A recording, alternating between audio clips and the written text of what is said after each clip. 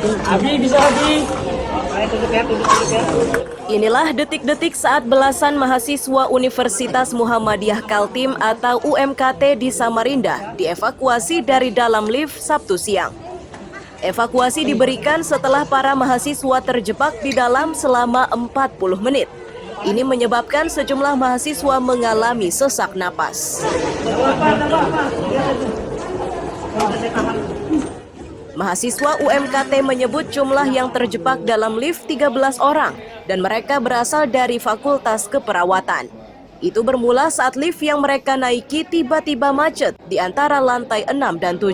Tarik napasnya pelan-pelan.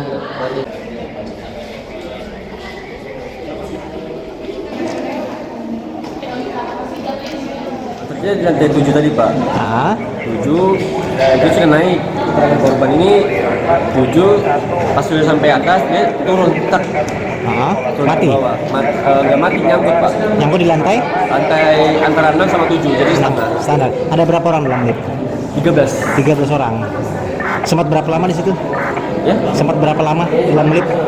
Kurang lebih 40 menitan lah. 40 menitan lah.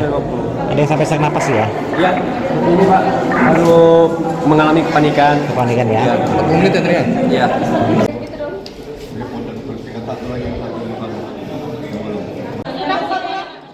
PMI Samarinda memastikan 5 mahasiswa yang diberi pertolongan medis umumnya mengalami sesak napas.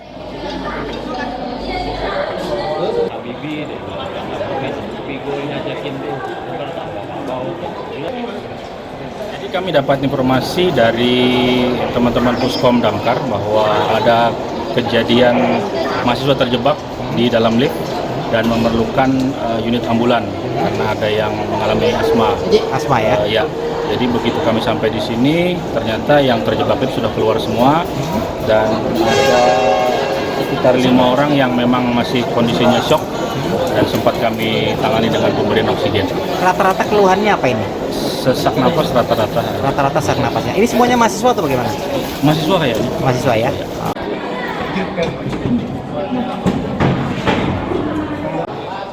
Sejauh ini penyebab pasti rusaknya lift tersebut masih diselidiki. Iswanto melaporkan dari Samarinda.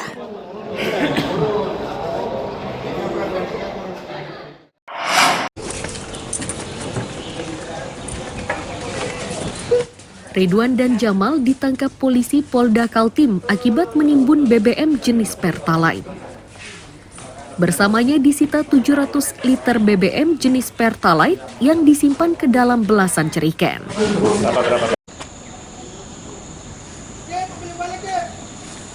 Kasubit Penmasbid Humas Polda Kaltim, AKBP Inyoman Wijana menyatakan, pelaku diringkus di kilometer 28 Samboja, Kutai Kartanegara.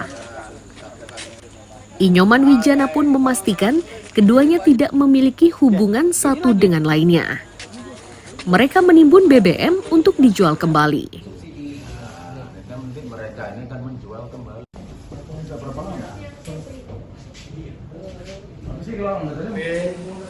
Di SPBU kilometer 28 Kelurahan Karya Merdeka, Kecamatan Samboja, Kabupaten Kukar. Dengan pengisian berulang-ulang sehingga dilakukan pengecekan dan ternyata di dalam kendaraan berisi jerigen dengan mesin elektrik untuk pompa elektrik ya dari tangki dimasukkan ke dalam jerigen yang ada di dalam kendaraan tersebut. Ya, kunci kendaraan. Izin Pak. Sementara Wadir Reskrimsus Polda Kaltim, AKBP Rake Yunardani menyatakan, modus pelaku mendapatkan BBM dengan jumlah banyak adalah dengan antre secara berulang di SPBU. Selanjutnya, BBM dalam tangki dipindahkan ke dalam jerigen. Kita kerjakan kembali ke yang mempunyai regulasi Balikpapan, Samarinda itu antri terus seperti apa? Apakah ada penyelewengan gitu? Sebenarnya udah lama sih. Dijualnya kemana? Industri atau gimana? Karena kan subsidi Di lokal aja. Udah setahun ya. Dia rencana mau di mana distribusinya? Mau dikemanakan? dijual kembali ke Sekitar. Oh, ke Pertamini ya. Punya sendiri Om.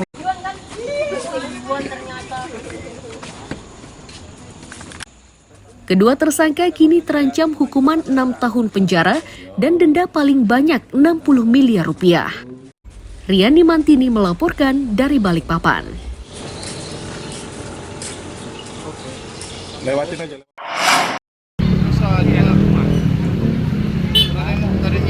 Api dengan cepat menghanguskan sebuah rumah berbahan kayu di kawasan Gunung Kawi, Balikpapan, Sabtu sore.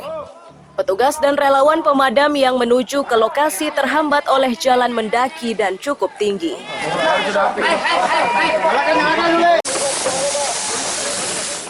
Sri Hartini, pemilik rumah, menyatakan saat api mulai berkobar, dirinya tidur siang karena kelelahan usai membuat kue. Dirinya terbangun saat mendengar teriakan dari salah satu anaknya. Ia melihat api bermula dari bawah meja makan dan menduga dari pemantik yang dimainkan cucunya.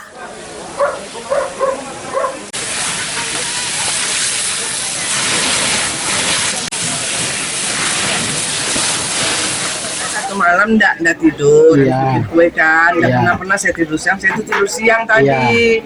Orang habis saya chattingan sama anakku kok besok mau acara. Terus terkelap tiba-tiba anakku mah ada api, begitu kubuka mata udah penuh asap, udah hitam. Posisi di bawah meja makan. Bagaimana? Posisi apinya di situ ya? Iya, bawah meja makan. Bagaimana mau ke dapur mau cari air? Nah, dekat pintu meja makan itu mau ke dapur. Jadi bukan karena listrik, bukan karena masak, nggak ada nyalakan kompor. Kemungkinan cucuku main korek, kemungkinan.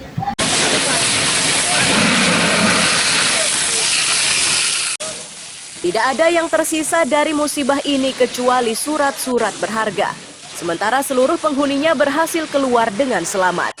Riani Mantini melaporkan dari Balikpapan.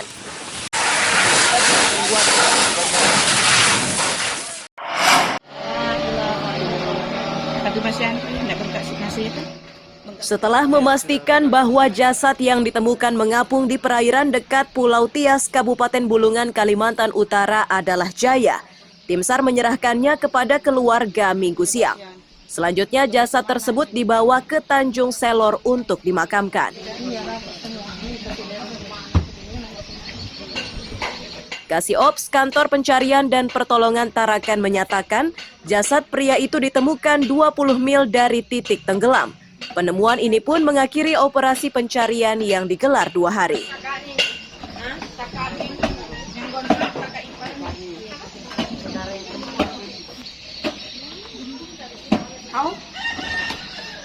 Dua operasi kecelakaan kapal ketinting tenggelam di perairan Pulau Tias ditemukan. Korban ditemukan dalam keadaan meninggal dunia atau delta atas nama Jaya, 30 tahun, laki-laki.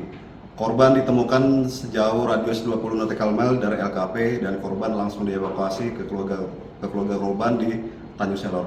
Dengan ditemukan ini maka operasi dinyatakan ditutup dan unsur yang terlibat kembali ke satu masing-masing dan dilanjutkan ke kesiapsiagaan SAR.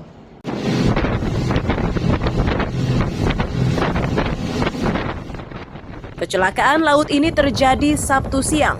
Berawal saat perahu yang ditumpangi 5 orang tenggelam akibat dihantam gelombang.